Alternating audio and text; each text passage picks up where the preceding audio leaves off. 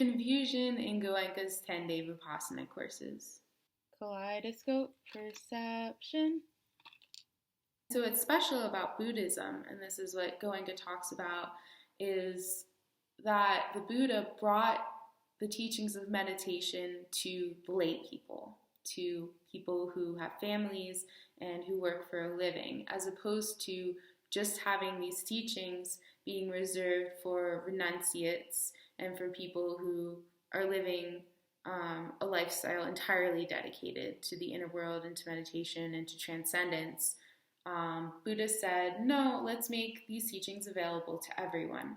And so this is very much the foundation of Vipassana. Vipassana is very much geared towards people who are in the world. And it's saying, in your world, integrate into your life 1 hour in the morning, 1 hour in the evening, and before you fall asleep in bed, to just observing your sensation. Just, watch how that affects your life. And so the attitudes of Vipassana are to be applied during meditation. For someone who's already living a more slowed down kind of renunciate lifestyle, this instruction can be confusing when it lacks discernment, because I've seen myself and others take this instruction to mean I could spend all day just observing sensation. If I feel hungry, I could just observe it. If I feel tired, I could just observe it. If I feel a creative impulse, if I feel an impulse to take action, if I feel an impulse that I'm seeing an injustice and I want to do something about it, if I feel an anger in that way, any sort of drive or action, I can just observe and it dissolves. And we can live our lives just observing. And I don't think that this is what is meant. Another aspect of this, there are times when our emotions are here to tell us messages about how we're feeling or action that we need to take. And it's so easy to just observe these waves and let them dissolve.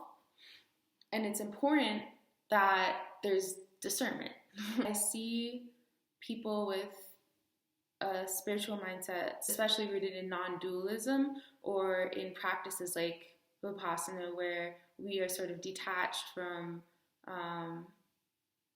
identifying with our sensations or our experience, where there's this level of detachment.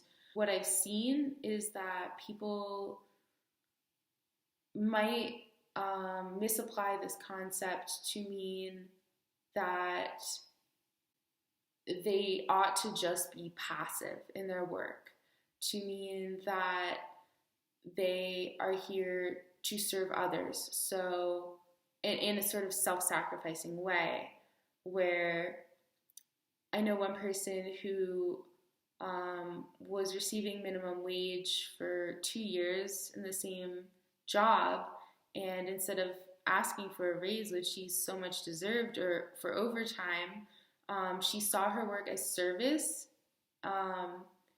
And even though a part of her was disgruntled and sometimes there'd be emotions coming up to tell her that she's not okay with what she's doing, she would just observe those emotions of resentment or feeling taken advantage of, and then she would put it back onto herself to say, okay, these are just my emotions, I just observe them and let them pass. And so she was staying in this passive state instead of taking the action that her emotions were telling her. So another way I've seen this manifest is in someone who would find themselves kind of just going and offering service to whoever needed help at any time.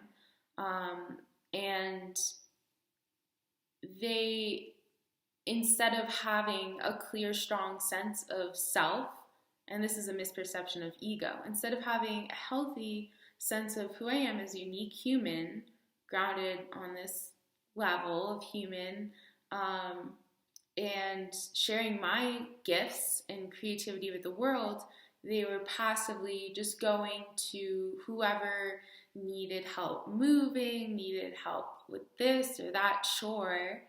And that's a great way to be of service for many people, but it was in a way that was dampening their true gifts and what they really have that the world really needs, in my perception. And so, excessive passivity, sitting and just observing when action is appropriate. And so I just wanted to offer this perception for people who are of a non-dual mind frame or who practice Vipassana to just be aware and be discerning. Is this situation calling me to take action for myself? Yes, it is good and important that we have healthy egos, that we are taking care of ourselves. We're not just supposed to keep sitting there and let ourselves wither away. That's not the point of Vipassana. To have discernment around when is action right to take and when is it right when am I just blown up? When is it right for me to just sit and observe these emotions? Kaleidoscope perception.